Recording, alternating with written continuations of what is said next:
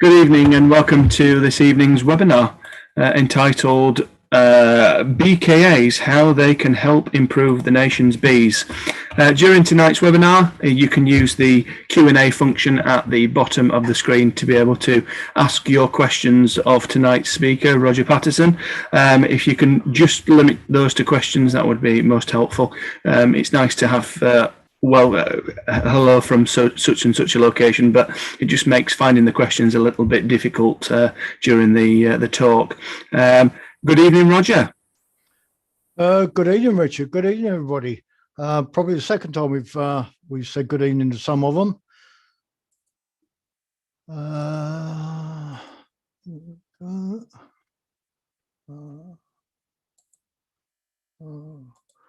Right, let's get straight in then.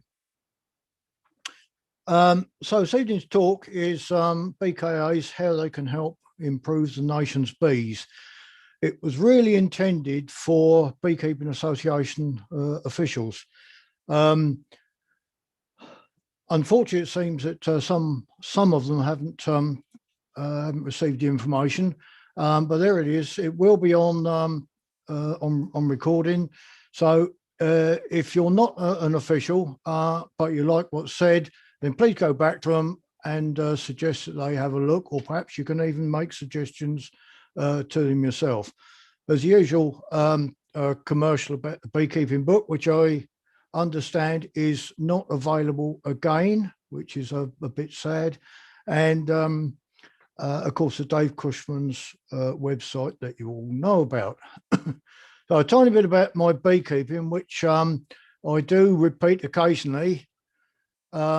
It's probably slightly different this time because I tend to make it appropriate to the talk. So I started keeping bees in 1963. I've managed and handled more colonies than most beekeepers. That's not making me anything cleverer or not, but the more colonies you handle, of course, the more experience you get, the more you see how colonies change and that sort of thing. I'm a practical and observant beekeeper that the bees have spent a lot of time teaching. I've been teaching and demonstrating since the early 1970s, and I'm currently apiary manager and have been for 15 years in my local association, Whisper Green Beekeepers in West Sussex. I have travelled widely, which has put me in a fairly privileged position because I've seen an awful lot of bees being kept in an awful lot of different kinds of conditions by a lot of different beekeepers. And I've also seen a lot of beekeeping associations because I've been invited to either speak or demonstrate. Partly that and partly for other reasons, I've seen and heard an awful lot of speakers and demonstrators over the years, and they do vary considerably. I think as a result of that, I'm reasonably experienced. But what I have learned is that in beekeeping, you definitely need an open mind. There are an awful lot of closed minds and certainly open mouths in beekeeping, but you need an open mind. I'm absolutely passionate about all aspects of the craft, and I do actually want the best for it. So let's just look at the title then. BKAs, how can they help improve the nation's bees? Well, that brings up a couple of questions, of course. Do bees actually need improving? And if so, are beekeeping associations the ones to do it? Bearing in mind that they don't have influence over all beekeepers, probably 50% at the absolute most, I would think, because sadly, there's getting more and more people who aren't involved with local associations for whatever reason. But it does say help, though, not that they can do everything. They can certainly help. So let's look at just a little bit further then. Do bees actually need improving? Well, here's my observations based on 56 years of experience.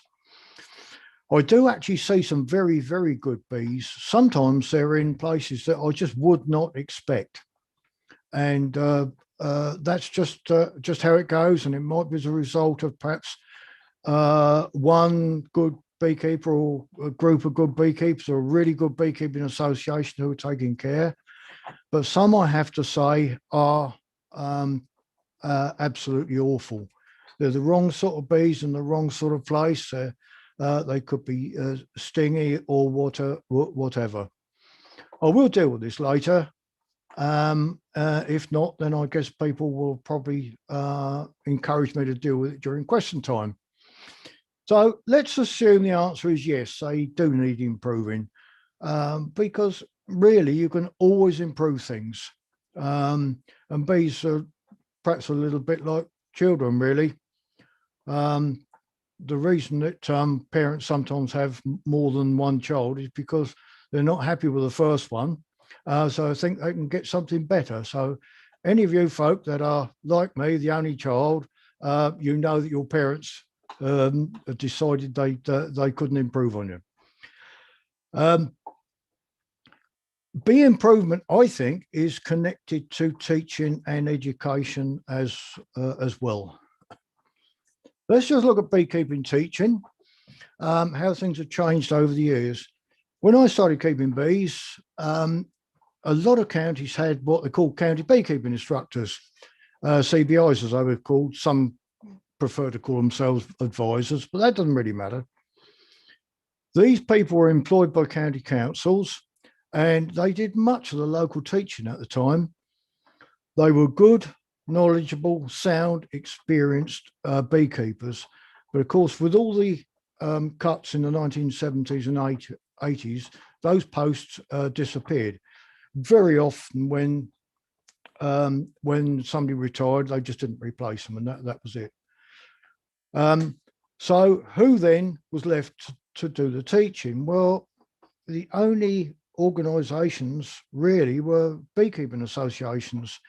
There were a few people who set up as a private venture, but it was mainly the beekeeping associations. So what happened was that we went from professionals who were actually interviewed for the position and then selected from perhaps a short list of, I don't know, 3, 4, half dozen people. We've gone from that to volunteers who in general have absolutely no selection process whatsoever. And they are often quite variable and inconsistent too, which is one issue I'll deal with a little bit later. Even in the same beekeeping association, I've seen very, very different situations. In fact, I've witnessed on several occasions stand-up arguments simply because two teachers or demonstrators disagreed on something, how something was done. So that's how it can be. So what I'll do is I'll discuss the beekeeping associations and their possible role. I say possible because people really can do things as they like, and they very often do.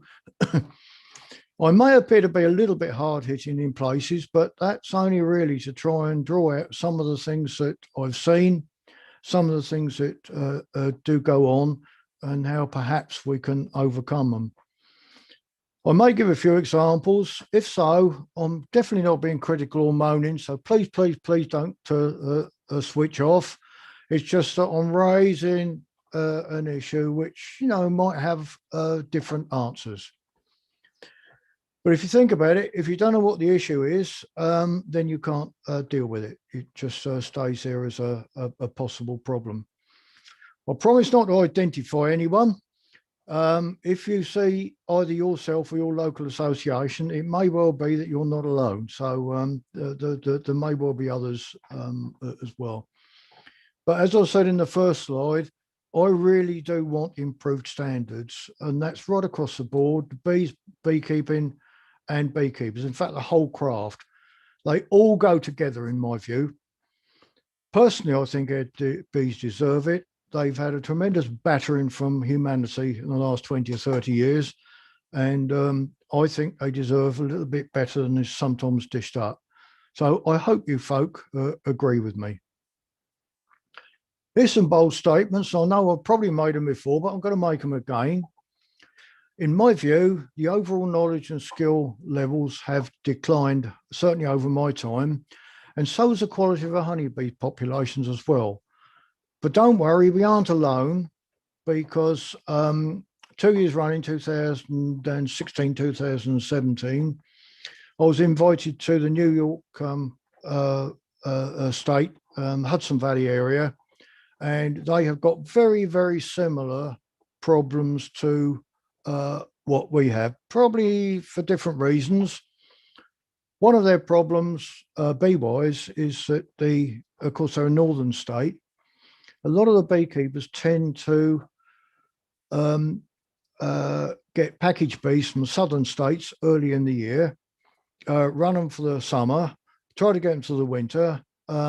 Because they're soft bees, they just fall over. So next year they do exactly the same thing again, which is a little bit like we have here in some areas where people import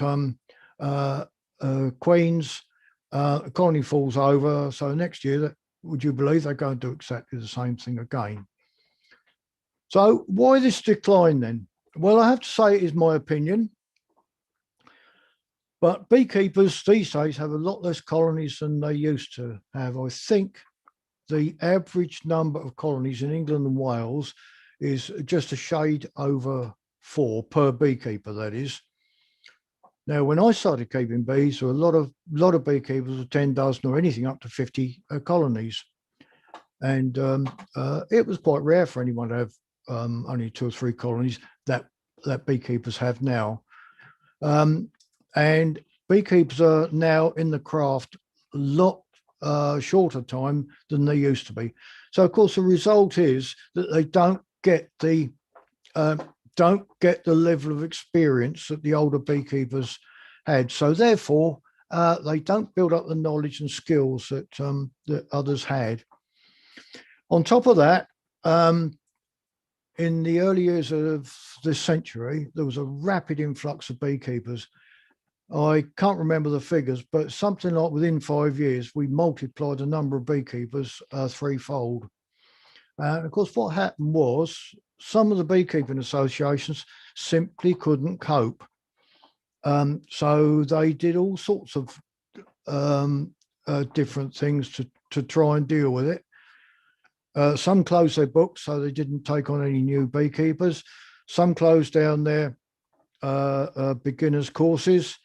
All sorts of things like that. But of course, a lot of the older beekeepers saw this wave of new people coming and just ran off into the hills.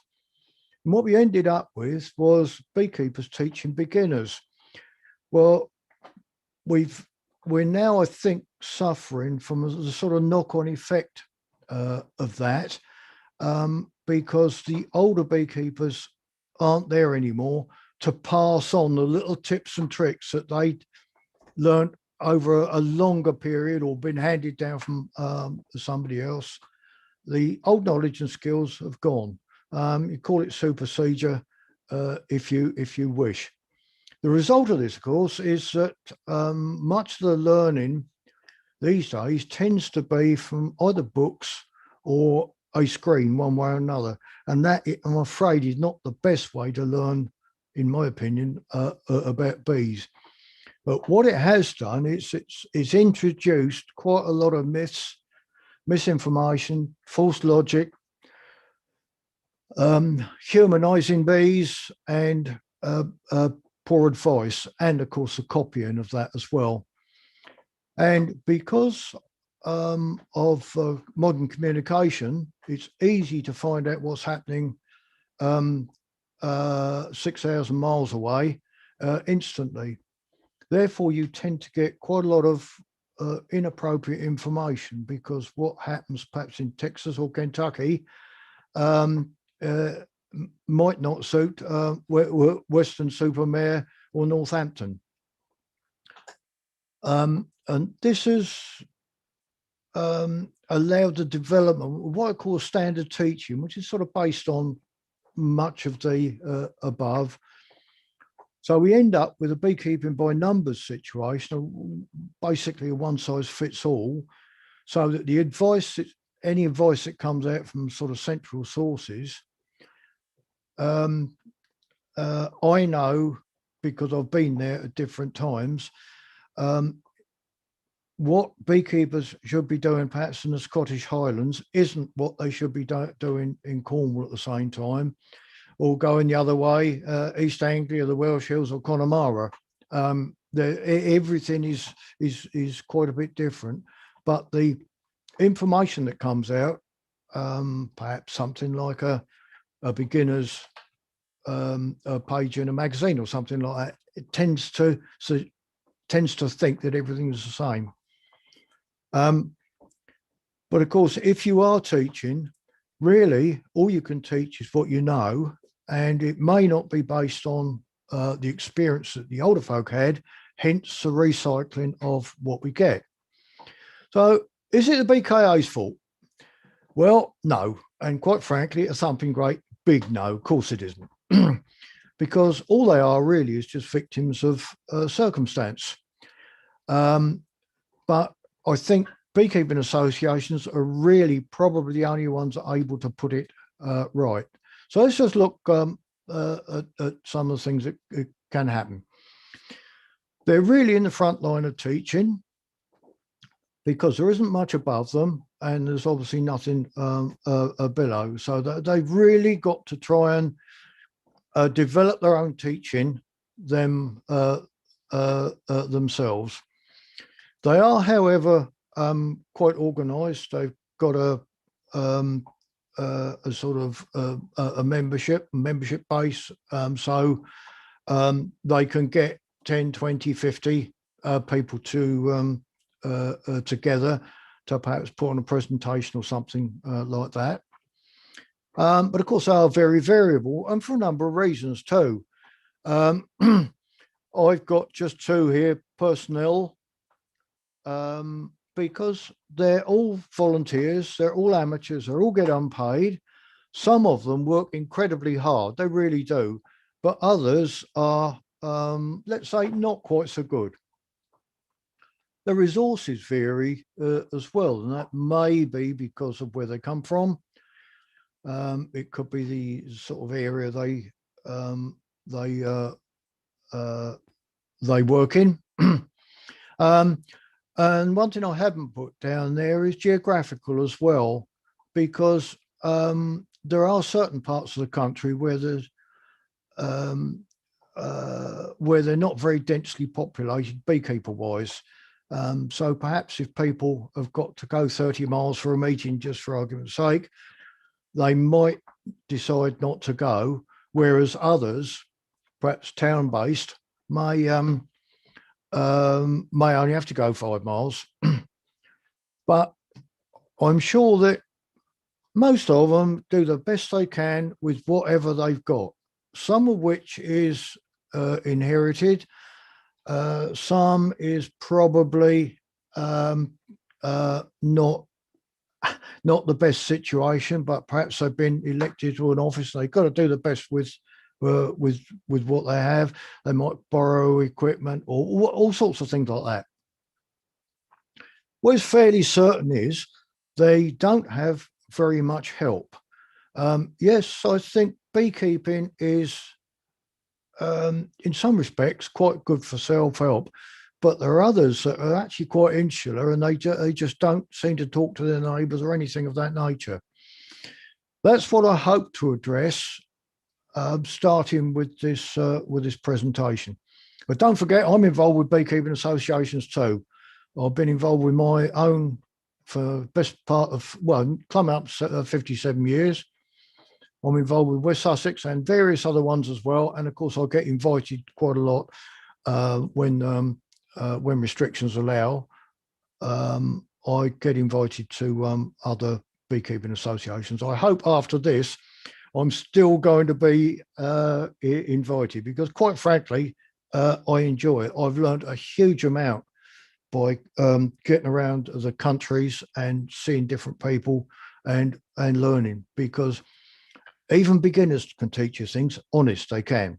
Sometimes they come up with things that are so simple that nobody else has thought of, and you think, oh dear, why on earth didn't I think of that? But we all need help, I think.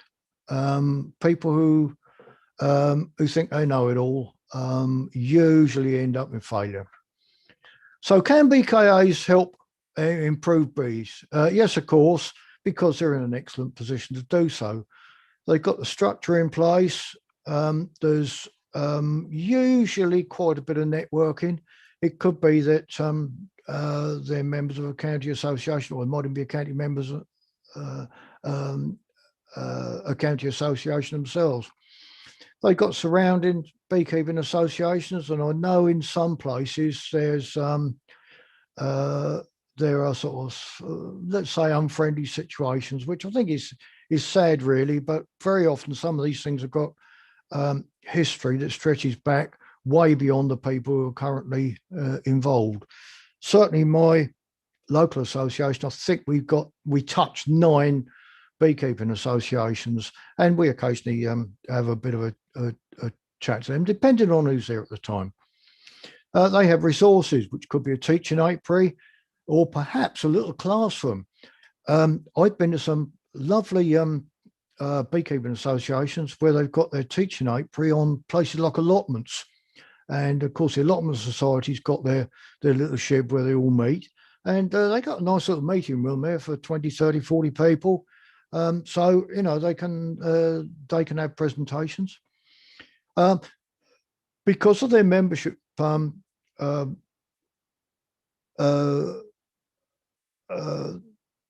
different kinds of members that they've got, they are able to teach at all levels, you know, from sort of non-beekeepers right up through to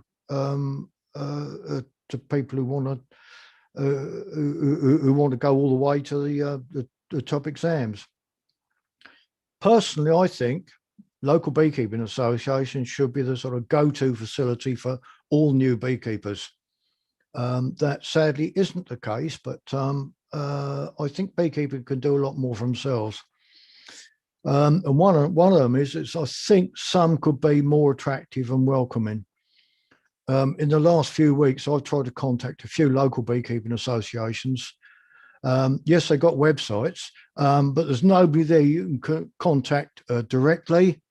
And several of them I've put an email in and haven't even got an acknowledgement. That, I think, is quite poor. So yes, that is a criticism. So if yours is one of those, go and have a word with them and see what you can do. Because if in new beekeepers, they need somebody straight away, and I think they need a name, and they need somebody that they can have a chat with. I'd like to see beekeeping associations put themselves in a position where non-beekeepers can't afford not to be a member. I've had a bit of rummage around websites over the years, and what I find is there's very often a list of benefit, but insurance is very often either right at the top or very, very close. Now, quite honestly, if the insurance is the best thing you've got to offer, then perhaps you ought to be looking to see what else you're doing, to see if something else can't go further up, because although insurance is obviously important, I'd like to see other things that beekeeping associations do bee-wise that are up the top of the list. Sorry, folks, but I've got a dog that's just decided that my shoe, she's got more right to it than me. Dogs. So I hope I can encourage you, folk. I'm very definitely not here to tell you what to do and how to do it. I try not to be that sort of person at all, but if I can give you some ideas to ponder on, even if you disregard them and say, no, that's not for us, that's absolutely fine. At least you've had the good manners to listen. But I think perhaps we need to encourage a culture change, because I think that's what the issue actually is. perhaps we ought to question the so-called standard teaching that it gets trotted out. You see it in videos and you can see it in magazines a bit as well. What teaching there is really needs to be relevant to your conditions. And I've already mentioned some places.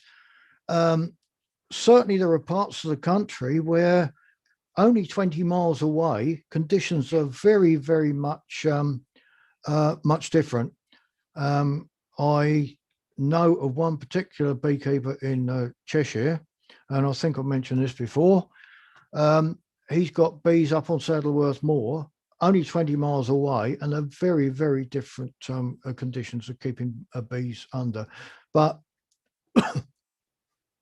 any information that comes out tends to suggest that all bees are the same and all conditions are the same. And I'm afraid, folks, they're not. Perhaps we ought to look at the theory that we give instead of pow, pow, pow, pow, pow, all the stuff that we tend to get dished out or seen dished out at beginners courses. Teach people much more of what I call the basics. And I have done a presentation on this, so it should be recorded. The simple sort of stuff that are relevant to beekeepers actually understanding what bees are trying to do and how the colony works. But I think practical tuition is important. You can get in a classroom and you can poke stuff into people left, right, and centre, but not everybody is capable of learning in that way. But everybody has got to handle a colony of bees. Perhaps we ought to look a bit more critically at what we do. That's all of us, not just you, but me as well. Because what I'm really after is all-round improvement. The beekeepers, the information that they get, the bees, and all sorts of things like that. So what have beekeepers got available to them? Well, they've got written sources, perhaps some website, newsletter, library, face-to-face meetings, and that's going through the whole range because as a general public that we tend to see either somebody goes out and does a talk to a local gardening club or whatever, or perhaps at the local flower show or agricultural show or whatever, right up to their more experienced beekeepers, and in a different way too. Perhaps introduction taster courses, perhaps indoor meetings for members, courses, or even during the teaching apiary. So here's a few questions about Beekeeping Association teaching. Is consistency important? Should everybody who's teaching all give the same or similar information? I know some do, certainly at Whisper Green we do. I know some don't, but of course what it does is very often causes confusion because one demonstrator might advise somebody to do something one way and another one might advise them a very different way. And of course, that causes them problems, as we all know. The teachers and demonstrators, how are they selected? Is there a sort of selection process? Are they approved? Are they then trained? Do they need training? I don't know, but whatever it is, I think we all ought to be looking for as good a standard as we possibly get. Most of us have got written material. Has it been reviewed? You know, so what's on the website, what you've got in the library, and what happens with libraries? Very often somebody's got a bee book, they bring it along to a meeting, or found this in a jumble sale or whatever, if indeed we have jumble sales anymore. Oh, chuck it in the library without actually having a look at it to see if it's what the quality of the information is. And the course material, Who looks at that? Is it just the person that that delivers a course, or did they get material from somewhere else? Do you actually know the content or the quality of it, or do you just I'll let them get on with it sort of thing? I don't know. Now, what is I'm fairly certain is that if we improve individual bee colonies and individual beekeeping standards, we've got to improve local standards. So that's within a local association. If everybody throughout the country, or countries rather, does that, then that's going to improve the national standards, I hope. What we do teach needs relevance to our bees, but sadly, teaching often suits what we might term exotic bees. So that is those that are really evolved to suit other conditions than ours, not perhaps those that are best suited to our conditions. This then encourages the use of imports. Now, one thing is, which I'll be mentioning fairly soon, and this is a good example that I've seen on several occasions. People are told that they must have these really big colonies, and if they then get a really good colony where the queen doesn't lay up as much brood, they think there's a problem with her. Oh, she must be failing. Out she goes. And I've seen some very, very good queens culled simply because the beekeepers don't quite understand what suits our conditions overall.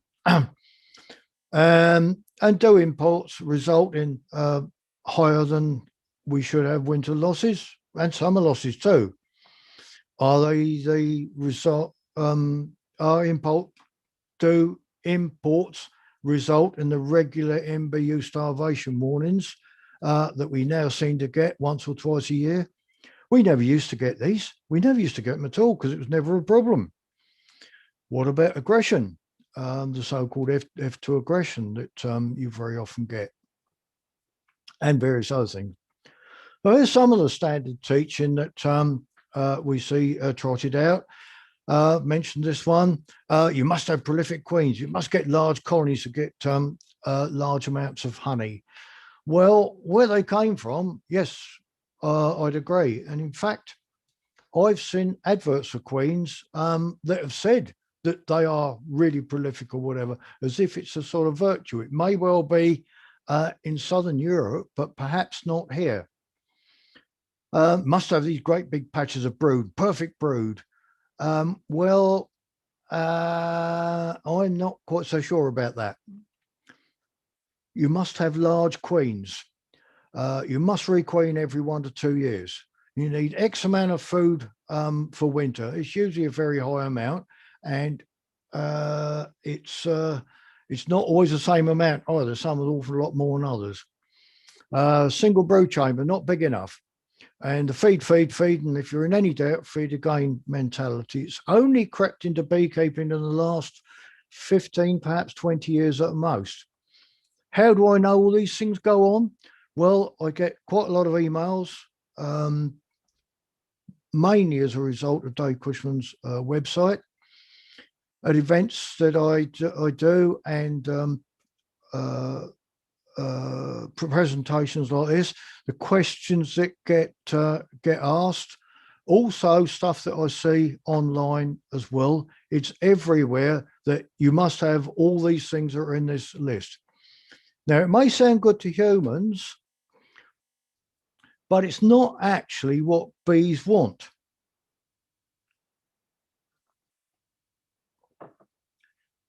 I've removed several hundred colonies, free living colonies out of trees and those buildings, those sort of places. And it's not until you remove quite a few of these that you realise that what survives in the wild may not survive, or put it another way, sorry, the other way around. What survives in a managed colony may not survive in the wild, because what I find is that in general, the queens are fairly darkish. You do get a few yellowish ones, but not the bright yellow ones that I see in managed colonies. And they're never these great big large ones. They're usually sort of medium size or perhaps small.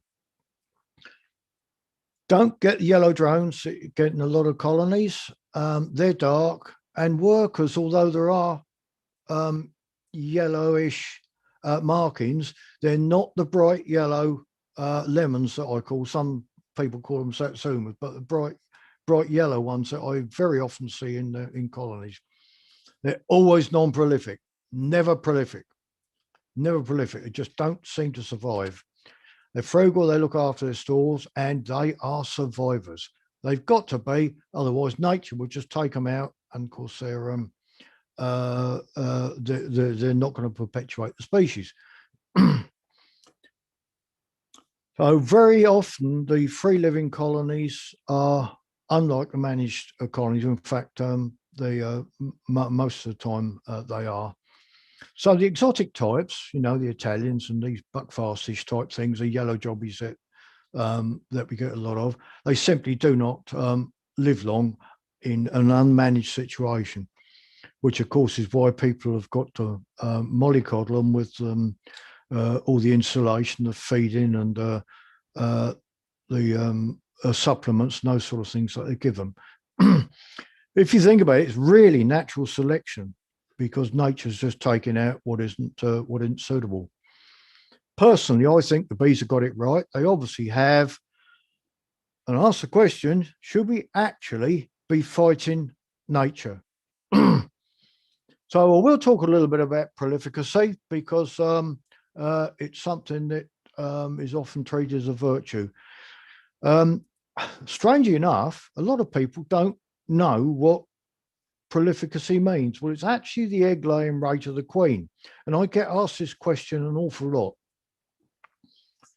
But the more bees you get in a colony doesn't often mean more honey. Yes, it might in Italy or somewhere like that, and only in our country on very rare occasions, because if we get bad weather or a nectar dearth for a couple of weeks or whatever, there's more adults than brood to feed. And as has always been the case, if a colony is strong enough to fill a super in a week, it's strong enough to eat it in a week as well. So should we consider then the food requirements of a large colony?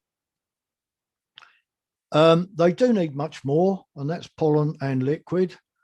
In his book, which I shall mention later, The Honeybees of the British Isles, Beowulf Cooper stated that Italian bees, and I know not all imported bees are Italian, but Italian bees need 2.5 times the amount of food income throughout the year, just for maintenance, than native bees do. Where he got his figures from, I don't know, but he was a government entomologist, and my own experience suggests he isn't that far out. What we all know is, of course, that brood is incredibly hungry. So the more brood you've got in the colony, the more food it's going to need.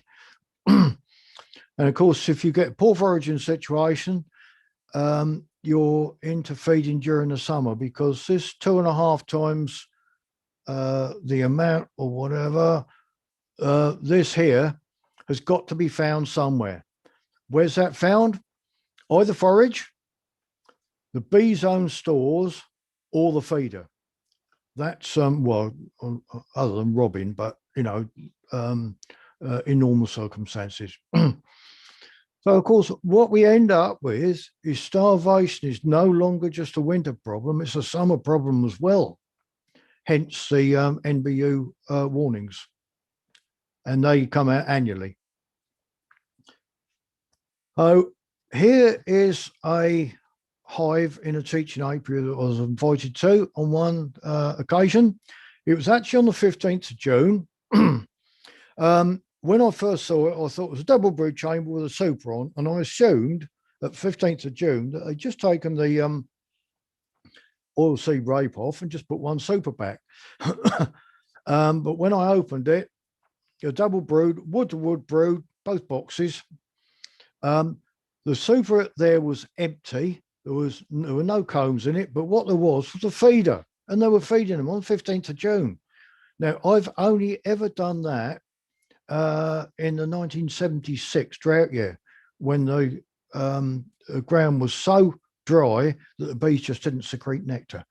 Now, this was in an arable area. There were a few trees and hedges, and I was driving to get there. I was driving through fields of carrots, corn, potatoes, none of which was going to produce nectar.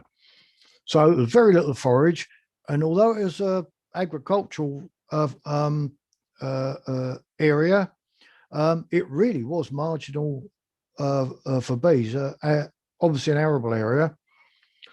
All the bees are doing was just turning what food they had into brood, and the feeding encouraged the queen to lay even more, so using up more food. I told them, I know about 30 people there, I suppose. I told them that, in my view, if they got some non-prolific bees, they would have done better, or might have done better, and they might have got some honey as well. But they all said that they imported queens every year from one of their BKA members. And that's what everyone does. And I just could not convince them that, hang on, I bet trying something. I don't know, that's what we've always done, or whatever. Now, whether the BKA member was a official or not, I've absolutely no idea. And this is what happens with summer starvation. That is genuinely the outside comb in the box. There's the dead bees in the bottom. Just look at the inside of the outside comb. Absolutely no food. Brood right up to the corner. Have a look at that area there, close up. There's the poor bees, absolutely dead. Now, feeding is not the answer. Feeding is not the answer. You need to understand what's actually happened in a situation like that. And if it's not a one-off like the drought year of 1976, there is something else going on. So, of course, what could be happening? Well, there's just a lot of bees and not very much forage. That colony would not have survived unmanaged. It didn't survive anyway. So perhaps if we keep less prolific bees, otherwise exactly the same thing's going to happen next year, even if that was saved.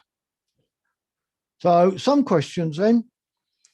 Do prolific bees have to fly further? Do they use more food in doing so? Do they therefore put more pressure on the forage that's out there? So there's less food for honeybees and less for other insects as well, other pollinating insects. So here's a hypothesis, Patterson's hypothesis. I've absolutely no proof on this, but there's as you can imagine, nearly 100% guesswork here. But take an apiary. If they were non-prolific bees, perhaps that would be the range of the bees. Let's just stab at 1.5 miles or whatever that we is a figure that is normally banded around. Now, if you've got prolific bees, and because they've plundered much of the nectar in that area, have they then got to be forced out a lot further? So extending their range, and of course they need much more food in order to fuel that.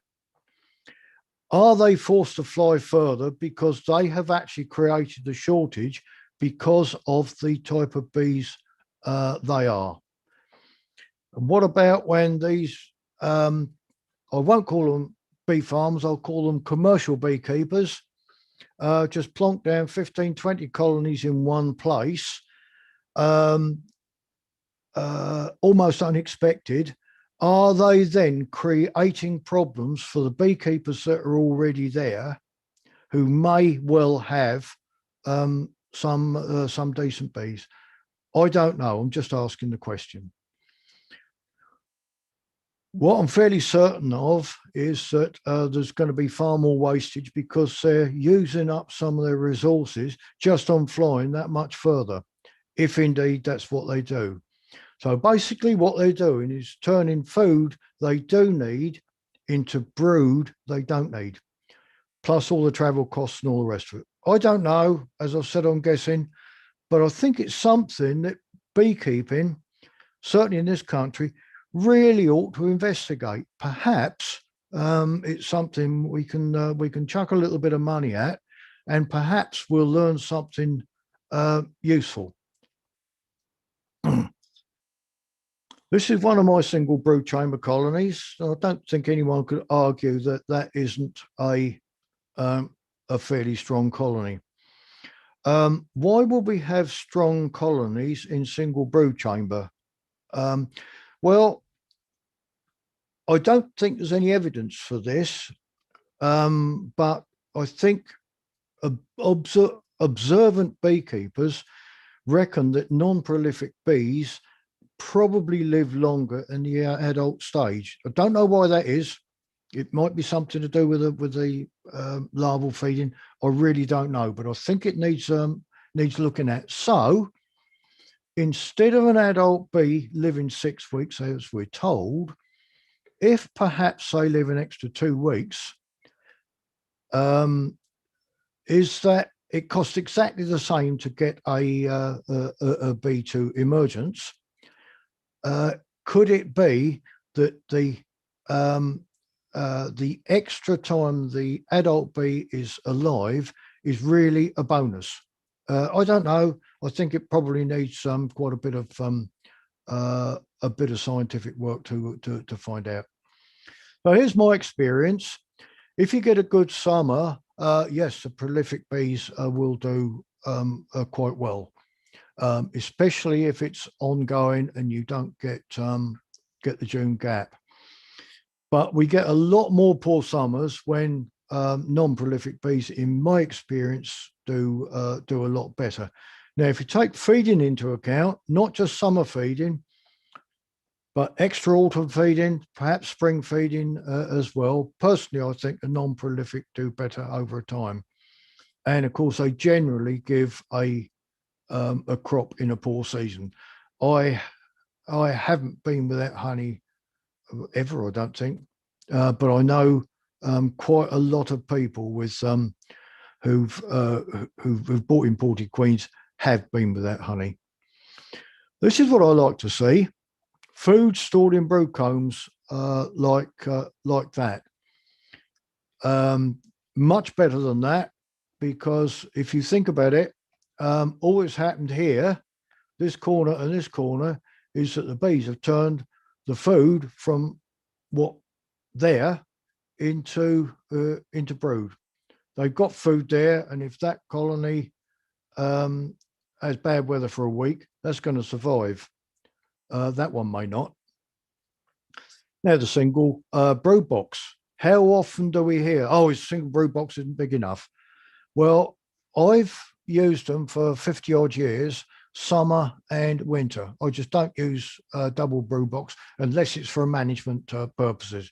There's plenty of room for a non-prolific queen, plenty of room, and there's certainly enough room for winter food. Very, very rarely do I feed in the spring. I have no worse swarming problems than other beekeepers do. I'll get a decent crop, as you can see there. I'll show you another one, I think, later on. So the single national suits me, but what beekeeping associations don't always teach, it's actually relative to the type of bees you keep. I can do that because I've got non-prolific bees, but if somebody bought an Italian queen or a buckfast queen or something, they'd have them out the front in a couple of weeks because the brood box just isn't big enough. So it's all relative, and I think these are the sort of things that beekeeping associations need to teach. Personally, if I had a second brood box, I'd prefer another colony in it, and I'd end up, I think, with a lot more honey overall. Here's the Whisper Green teaching apiary, and they are all on single brood, all of them. They all look as if they got a good crop. Now we've got what I call a middling area. It's not that great for honey production. It's not like some of the places I go where it just sort of appalls. You've got to work at it, and so the bees. This is in summer, as you can see. And we use non-prolific bees, so obviously on single brood chamber. So the annual NBU warning doesn't apply to us at all. But I know that fairly close to us, there are others who've got to feed during the summer simply because of the type of bees they've got. So the simple message is, in my view, large colonies of prolific queens have a cost. It is quite high, either in sugar or colony losses, and not all of them are saved. They are unlikely to be best suited to our fickle climate. I think what we've got to start doing is actually listening to the bees and what nature's telling us. Now, I'll mention urban beekeepers. I don't know much about urban beekeeping. I have been invited to do demonstrations in urban areas, but there's some conjecture here. They do tend to complain about having too many bees. Certainly in London they do. That's not conjecture because I've heard it from a lot of beekeepers. But I'll get back to that point. They do have a high concentration of concrete and tarmac, so they haven't got flowers everywhere like perhaps people in certain parts of the countryside have. But they do have trees, and assuming the flowers are of the right type, they've got quite a lot of gardens and that as well. Now, I know a lot of them use prolific bees. I know that because of what I've seen and what I've heard people say they buy. So are prolific colonies actually wasting some of that food that they're struggling to collect? So really they're creating their own shortage. If perhaps they use less prolific bees, would they be more efficient? Would they actually put more honey in the jars and perhaps leave more food for bees in winter so they haven't got to be fed? Would that then allow perhaps more colonies to be kept, or the same number of colonies doing better because what nectar there is going into the right place? Are there actually too many colonies or too many bees in them? Because they're sort of two different things, aren't they? I'm just asking the question, are the bees that they tend to use, are they a bit too prolific? But that's only a suggestion. Perhaps use non-prolific and see how they get on. See if there is any difference. So queens, we're told they must be large. Small queens are scrub queens, aren't they? Yeah, they're useless, they are. And we're told that they've got more aviarials, but who's actually counted them? People just say that for the sake of it. Interesting, on one occasion, a speaker was quite adamant about this, and I had a chat with him afterwards and asked him what aviarials were, and he couldn't actually tell me. So, you know, he just read something and that was it.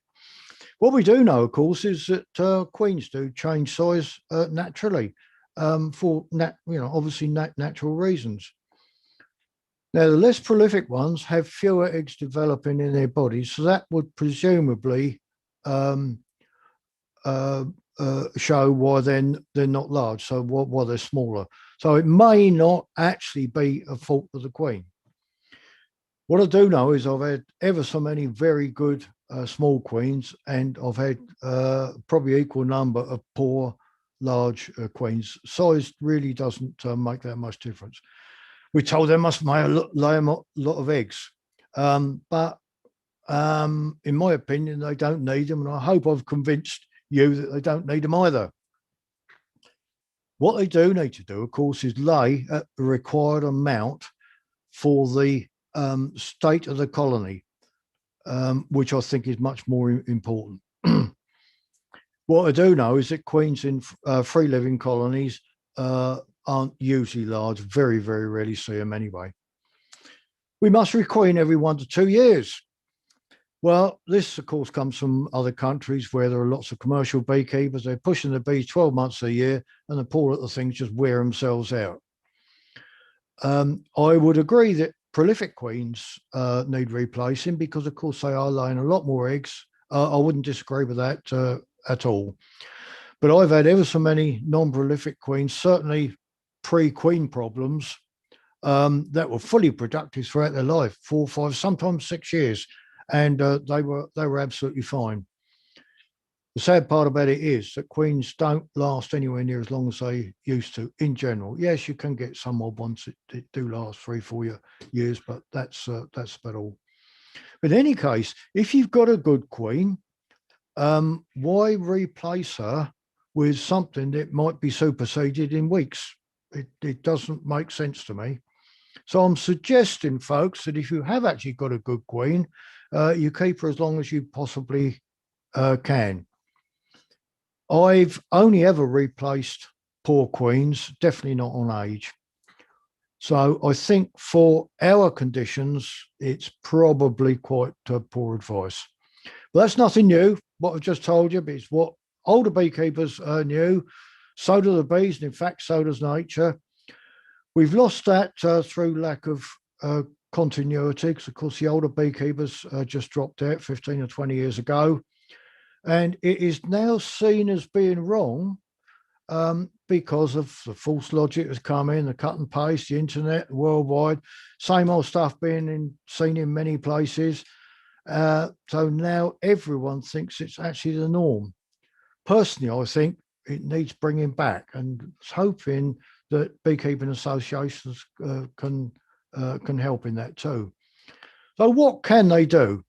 Well, perhaps review what is taught, update material, and teach and encourage their members, the teachers, demonstrators, and apiary managers. It might be a culture change for some of them, but you can only do these things through persuasion and showing people.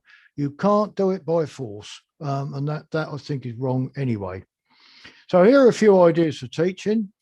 Perhaps we should spend a little more time talking to beekeepers about how bees evolved, because it's fairly simple, and it's easy enough to do. How they developed into the subspecies and took up the characteristics that they have through being isolated in certain areas, where of course they became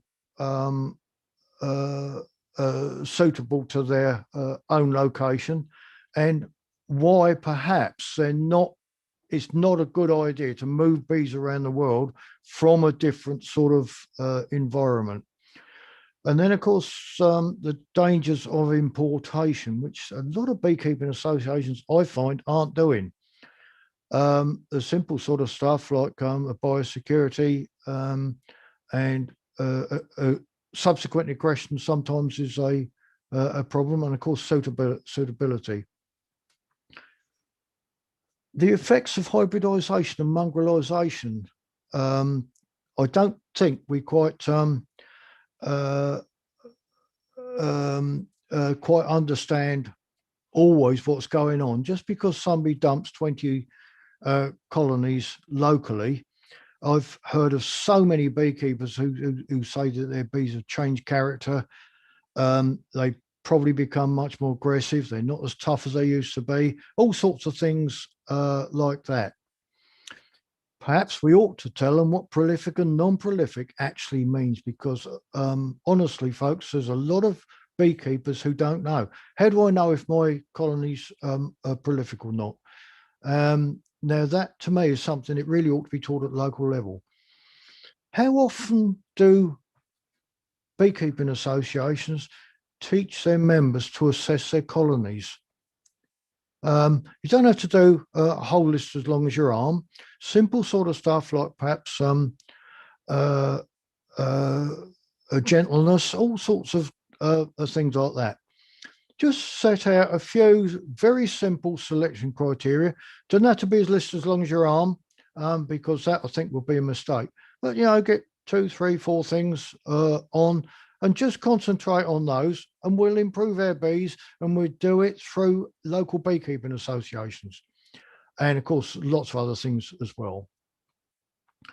And perhaps encourage members to raise their own bees and queens from local stock rather than buy. And I know a lot of people, sometimes with quite large numbers, just go and buy a new colony if they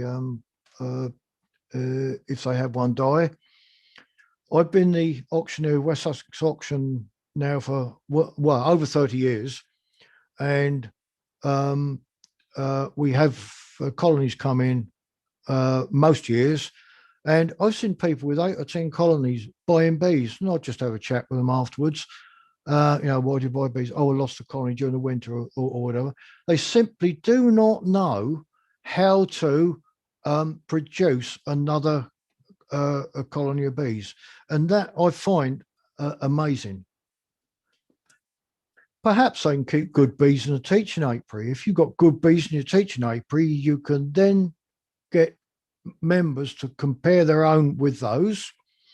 If they're better, then go and persuade them to give you some larvae or some queen cells or something like that. If perhaps they're worse, then perhaps you can raise some queens and give some away to members, so you can produce bees and queens, also for beginners too. Now, I know of several associations that buy in quite large numbers of nukes each year, simply for their first year, the beginners. And there's no need to, because you can produce bees quite easily. That would probably help improve the bee quality for everyone in the surrounding area. Now, I've got to mention Buckfast. I was originally going to leave it out, but I've been persuaded to put it in because there's a sort of these myths of sort of Buckfast bees, and it was probably provoked a little bit by the presentation we had from Claire Densley and Martin Ham a few weeks ago about Buckfast bees. The current Buckfast that you buy has little or nothing to do with Brother Adam. They are, I can tell you, they're very different bees than the type that Brother Adam had. They're much more yellow. His were a darker, more leathery colour, the ones that I always got involved or saw. I never got involved in any personally. There is, of course, this romantic link of a dear old monk. Oh, yes, I've got some of his bees. You haven't got some of his bees. You've got some of his bees that somebody might have told you originated there, but it's very, very unlikely. There's actually no definition, or I can't find a definition for Buckfast bees, and genetically they're very variable. You can see this even on the websites of people who are selling them, and in fact that's what Claire and Martin said. Now, one thing is a common problem is it doesn't matter who you speak to, that very often the next generation of Buckfast can be aggressive. It's, I think, the F2 aggression situation.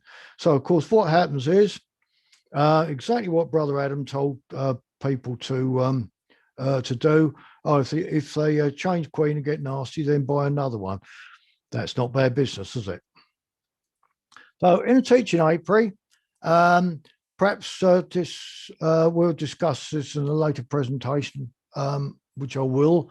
But briefly, you can do lots of things. You can demonstrate producing bees and queens, as I mentioned, assessing colony, and loads more. So getting close to the end now. What books? Well, I'm afraid not too many. This is really a Bible. The honeybees are British Isles by B. Wolf Cooper. It's now firmly back in print. So if you have been waiting some time for a copy, you can now get one. And there's other stuff from Bibber with a lot more in the pipeline as well. And this, I think, is a brilliant book. It's easily the best for this type of topic. The Principles of Bee Improvement by Joe Widdicombe. It's well written. You can understand it, and he puts his points across in a really good way that is not pushy at all. So I'm back to the title now. BKAs, how can they help improve the nation's bees? Well, not like this. There's an arm of a beekeeper who told me today that he was going to listen in tonight.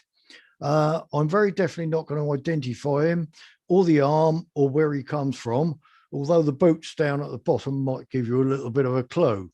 But that arm was covered up by that bee tunic, and you can see what a mess bees have made of that. And there are his jeans. And even the Wellingtons down at the bottom had stings in. Those were bees in England. That narrows it down, doesn't it? But I'm afraid it's getting a little bit of a common problem. This was a good, sound, knowledgeable, sensible beekeeper. All he was trying to do was keep decent bees himself. But sadly, he is surrounded by other beekeeping associations. Actually, I spoke to him today, and I believe there are 5 beekeeping associations. They've all got different views on what bees to use. They all take in imports or so-called buckfast, which are imports, or, genetically they are imports, but all different. And the poor chap's right in the middle. So what he's got is drones of one type, mating with queens of another, and then mating with his own bees, and he is right in the middle, getting absolutely hammered. And the reason I took the photograph was because he got so fed up with it that he was learning to instrumentally inseminate his queens so he could get over the problem. So that's it, folks. It'd be lovely to be able to handle bees like this if you want to. I think you ought to be able to. We do it with the green, and that's it. And any questions, please. Excellent. Thank you very much, Roger. Stirred up quite a few questions and comments. So, do you want me to get out of this, or do you want me to go and hide? Whichever you'd like to do. I'll do both if you like.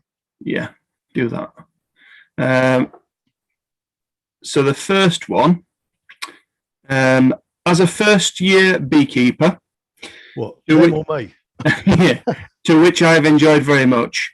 But for me, one of the most frustrating things was getting advice. So many different answers for the same question. Can we have a standard set of rules, guides, etc. to start with, and then adopt your bees, if that makes sense? I have actually covered this in some of the other webinars. Why do you get different advice? It could be for several reasons. One of which is when you ask somebody a question, you may not give all the information, or perhaps some a little bit erroneously, which is fairly typical of new beekeepers. They don't perhaps see the relevance of something. It might be something simple like the colony's actually short of food or short of space or something like that. So you get asked a question. What I tend to do is if somebody asks me a question, I try to ask quite a lot of questions back to try and find out why the person's got the problem in the first place. And very often what I find is that the the situation is probably different than I assume. That's one thing. The other thing is there are lots and lots of different ways of keeping bees. They might all work. None of them might work. Some of them might work better than others. And people do things in different ways. For every beekeeper, you've got a different way of keeping bees because everyone is very slightly different. It might just be that perhaps somebody is a weekend beekeeper and the person next to them might be available all the time. So they might have different ways of achieving the same thing at the end of the day. So that's one issue. Another issue, of course, is your own location. A couple of hours ago, we had a talk about heather honey. Well, I've never, ever been involved with, or not my own bees, with management for heather honey. So I don't really need to know that situation, but somebody who is in a heather district actually does. So there's lots of reasons why it's difficult to give a one size fits all. It would be nice if well, I won't say nice, might not be for them, but for me, if that person who asked the question sent me an email and we had a little bit of an email chat about it, because once you get a certain level in beekeeping, a lot of people seem to think that your way of keeping bees is the way to keep bees, and it's not. There's loads and loads and loads of different ways of keeping bees, and it would be nice to know where the person came from, the sort of bees they've got, the sort of advice they've had, even what books they've got, because that can make quite a difference. A typical thing is that there's quite a lot of American books available, and American books are okay for the more experienced beekeepers who can sort the wheat out from the chaff. But if somebody writes a book in, I don't know, Cincinnati, it may not suit somebody who keeps bees in Clitheroe or Maidstone. Not that keeping bees in Clitheroe and Maidstone are going to be the same. It's quite a different thing. It's a very, in many ways, beekeeping is a very localized subject. I haven't answered the question, have I? You're asleep, Richard. No, but it's a difficult question to answer. Yeah, it's in the old days. A lot of beekeepers who I first knew had never read a beekeeping book in their lives. They just learnt from people around them. Practical. And, I come from a rural area, as you can probably tell by the shirt and the accent and the two border collies down at my side. But we tend to do things by copying others. So you copy the other local people. It's a bit like, let's say, hedge laying. How they lay a hedge in Worcestershire, it can be the same as they lay one in Cornwall, and it can be the same as what they lay one in Norfolk. So you tend to do things on a regional basis. Whereas these days, if you pick up a book or you get on the web or something like that, it's just the one size fits all, which I was talking about. This question comes from a man called Peter Jenkins. I don't know if you've ever heard of him. Do you agree that beekeeping is like algebra? You get better at it by doing and practice, not by reading or talking about it. I think I've probably made that point. Today and other times as well. Yeah, yes, it is. Peter was really lucky because he had a father who was a good beekeeper, and he could copy him. But people tend to come into beekeeping these days very often after they've retired early. and they haven't got the grounding that people like Peter had. I mean, I've been keeping. I started as a teenager. Peter started when he was very young. He just sort of followed on from his father, and I would guess, but I don't know. And this isn't being disrespectful to Peter, but if Peter went to, let's say, Essex or Northampton or Lincolnshire or somewhere like that, he would probably, I won't say fail as a beekeeper. Of course not, because he's sharp enough to be able to sort things out. But I think what he'd find is that he would have to keep his bees in a very different way than he does. I don't know what Peter is. He's probably at 1,000 feet, I think, 800 or 1,000 feet. It's a very different situation. John says, sadly, our association has so many beginners, we spend all of our time providing for them. As a result, the old style of meetings with people from all levels has withered. As a result, there are no longer more advanced meetings, and experienced old beekeepers stay away. There's no question there. It's just no, but I try to avoid this if I can, but I do hear more and more of it. I'm aware of 2 beekeepers who did their first year's course at the sort of teaching apiary, and at the end of the first year, they said to the association or the instructor, right, we've done our first year, what's coming up next year? Oh, you're on your own. What do you mean we're on our own? Oh, if you want to know any more, go and read a book or go and have a look on YouTube. Now, I'm definitely not going to identify anybody through saying that, because I know that's not the only situation. About 3 or 4 years ago, I was on the bibber stand at the National Honey Show, which is usually back end of October, and a lady stopped by the stand, and we got chatting, and she sounded a really nice lady. She had a small holding. She was used to animals, and she'd done 2 full years at her Beekeeping Association, and they hadn't let her handle a colony of bees yet.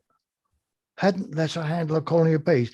I said, well, what happens? Oh, well, the demonstrator goes through the colonies, shakes the bees off the frames, and then hands the frames round. And I have to say, I tried to avoid putting those sort of things in the talk, because it does seem so sort of negative. And I wouldn't be critical of that situation. If that's the way they think is the best way of teaching beekeepers, fine. But I don't think that's the case. But whoever the person is who made the point, rather, I can assure them they are very definitely not alone. Yeah. Kimmy says, my question is how to... Hang on, let me go back, please. I think it's wrong of me to try to get involved with local beekeeping associations, their politics or whatever. But if that is genuinely the case, then I think you've got to do something about it, seriously. But I don't know what pressure the local association are under. We all know there's a certain thing called politics in beekeeping, and it might just be that is an issue, or it could have been that there's just a massive influx and the people there at the time aren't able to cope with everybody. So what can you do? Perhaps find other people who are in a similar situation with a similar sort of views. Don't look at it in a negative way. Look at it try and look at it in a positive way. Try to analyse what's happening at your local beekeeping association. Do the people genuinely need help? Would somebody coming in from outside be able to bolster up the teaching element so it would get over the problem? Or is it just a few people deciding they're going to do it their way, blow everybody else? If that's the case, then I'm sorry, but it might be better to go and find another beekeeping association. And there are, unless you get in some of the more remote areas, if you're going to get in a car to go, let's say 5 or 10 miles to a meeting, does it really matter if you're doing 15 or 20? You know, it's only another 10 minutes, a quarter of an hour each way. And it might well suit you. I don't know. But what I don't want to do is cause ructions in local beekeeping associations, because that's unreasonable, especially somebody on a platform like this. Where did they come from? Was it Barnsley? Yeah. Hey, no. No, in fact, you know that person. I don't want to name them, but you do know that person because they've spoken with us, you and me, in a meeting before. Well, not north of Yorkshire. They've actually spoken to me. I Yeah, understand. yeah, yeah. And again, if somebody wants to email me, yeah, I'm more than happy to take an email. You've kind of answered this second one, which was about going into a little bit of the politics. How do you make a change when people don't want to make that change, and it seems to go back to one particular person? Oh, you do it at the AGM? Yeah, yeah. Well, I don't know. If you've got a situation, let's say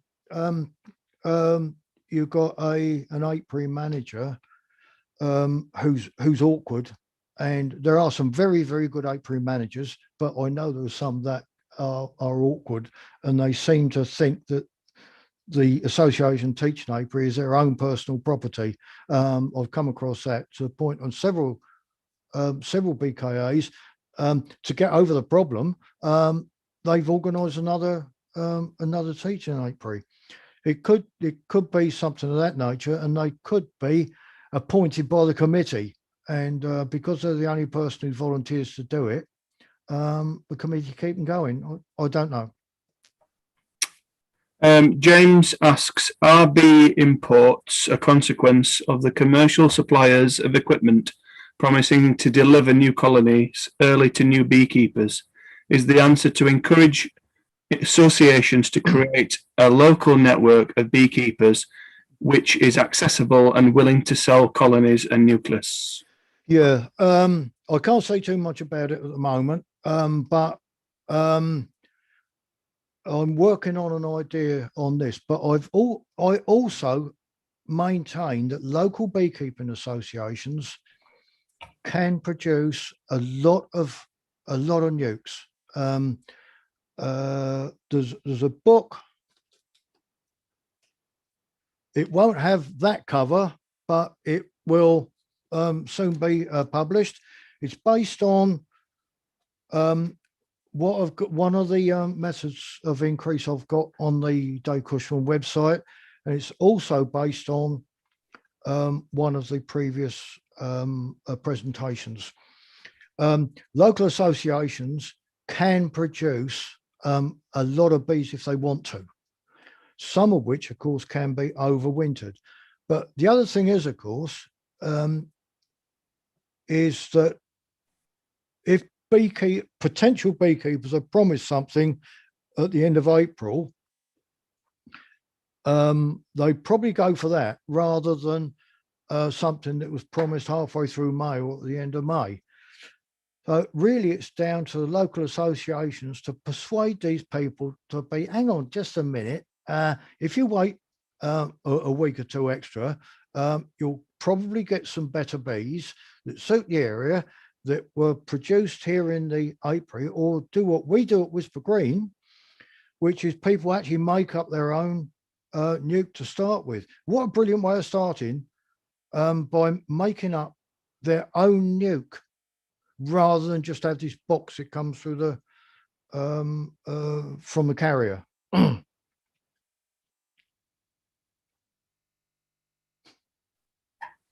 I never know when to ask the next one because I never know if you're done or not. Neither do I. Doug says, this is more of an observation. He says, so many individual beekeepers are insular and parochial. They do not participate in what their association puts on for their benefit, let alone look outside of their own beekeeping associations for knowledge or inspiration. If one BKA doesn't suit, try another. Yeah, it's basically what I said, wasn't it? Yeah. And then we've got a few more questions that are just practical beekeeping stuff. So let me just skip down and I will come back to those. That's what we're dealing with, isn't it? Well, what you really mean is you're reading it very good. Roger, in your opinion, do you think drones are prolific? Drones of yeah, you're absolutely right. I can't read for toffee, can I?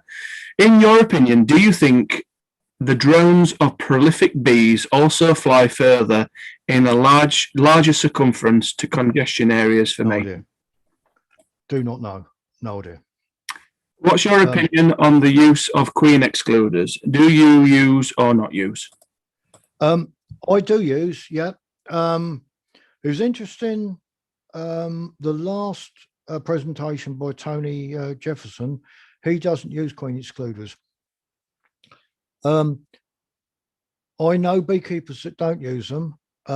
Personally, I think you've got to be a good beekeeper before you do. Otherwise, if you're not very, very careful, you can have queens all over the place. The absolute key is to get this arch of sealed honey rather than open nectar, sealed honey over the top of the brood. Once you do that, you generally don't get the queen going outside. And I'm afraid I've come across several instances where there's somebody in an influential position, which may or may not be doing the teaching. Oh, I never use queen excluders. Oh, this, that, and the other. Don't you bother with those things. And, you know, if you're talking to a beginner and a beginner doesn't actually know what's going on inside the colony, they're going to struggle. So I would always advise beginners to use a queen excluder. If I didn't, I think I'd stick with one size of box.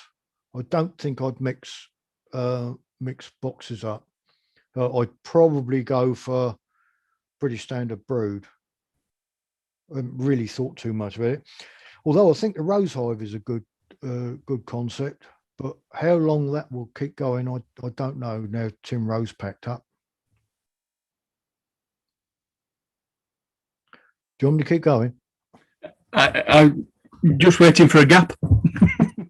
Hamish says, do you put an empty super under or above the full super? Right. Okay. When the super in, usually underneath, very occasionally I'll put it above. So I'm just lifting them up and putting the super underneath. I know it's easy to say, well, I've always done it that way. Yes, I have. But what it means is I haven't got to take the crown board off, because I can just take the supers off, put them down, and if I need another one, put that on when I put the queen excluder back, and then put the other supers on top, because you can tell if you need an extra super or not if you've kept bees for a year or two. What are the best arrangements for beekeeping associations to acquire apiaries so that these are assets and can be assured for long-term use? Buy, rent, lease. Are BKAs permitted to buy land? Oh, yeah. Yeah, even if the charities, I don't think it's an issue. Right. Yeah, I've actually just finished a book called the Teaching Apiary, a Brilliant Resource, or something like that. And I've mentioned there some of the things I've seen. One of them, as a bequest, they ended up with an orchard, and I don't know how big it was, but it was certainly over half an acre. It had mature apple trees in, and they were well pruned. They weren't just old trees. And apparently, it was an old man who wasn't a beekeeper, but he'd let the Beekeeping Association use his orchard for association apiary. And as I understand it, he didn't have any family, and he just left it to him. And that was one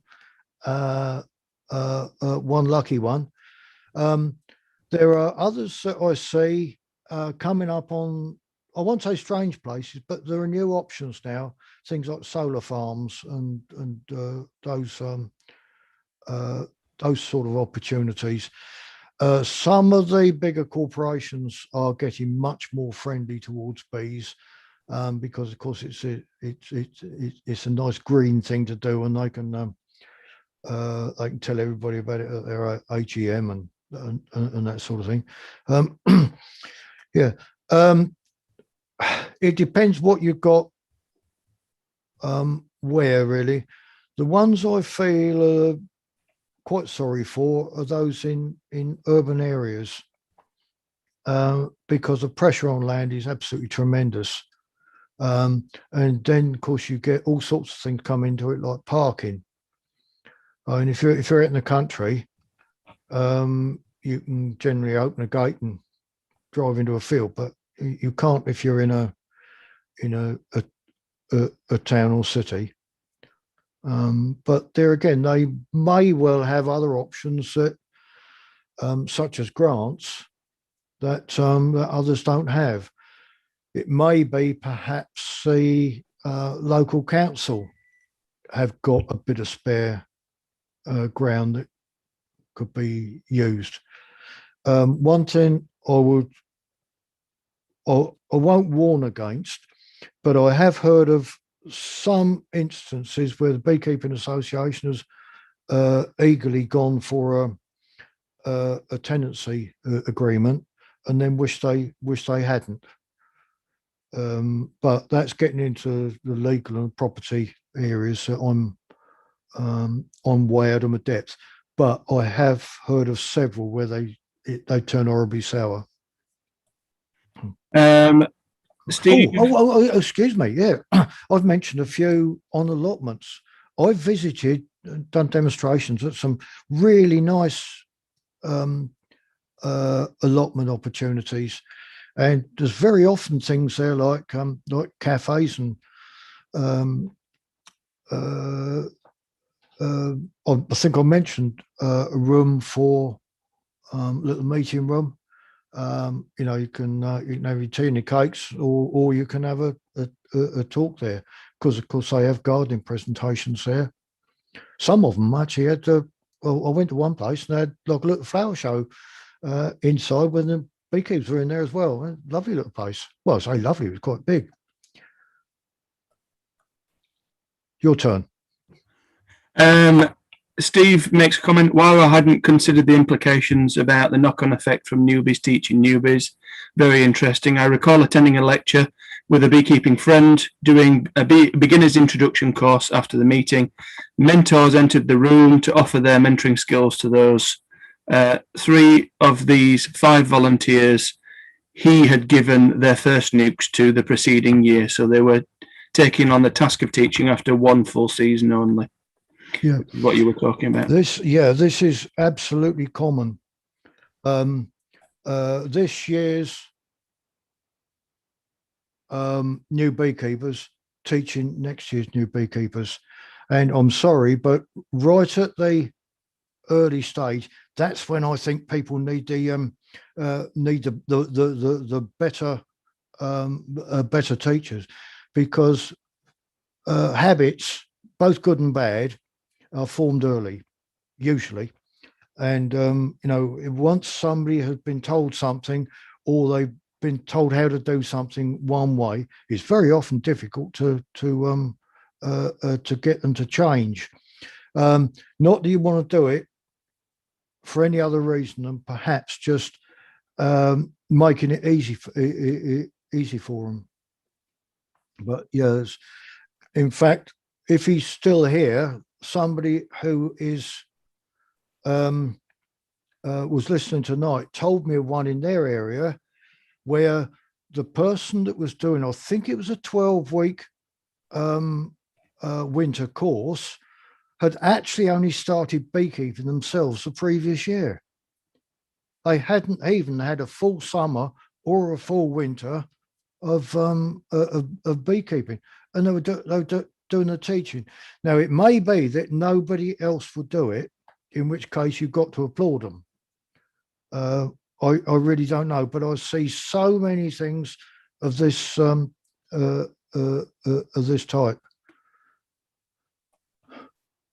But I do see some really good ones. So, both sides. John has come back and said part of the problem is that the older style of mixed ability meetings were very good for sharing information and experiences, and they seem to have gone out the window because there's so many new beekeepers involved.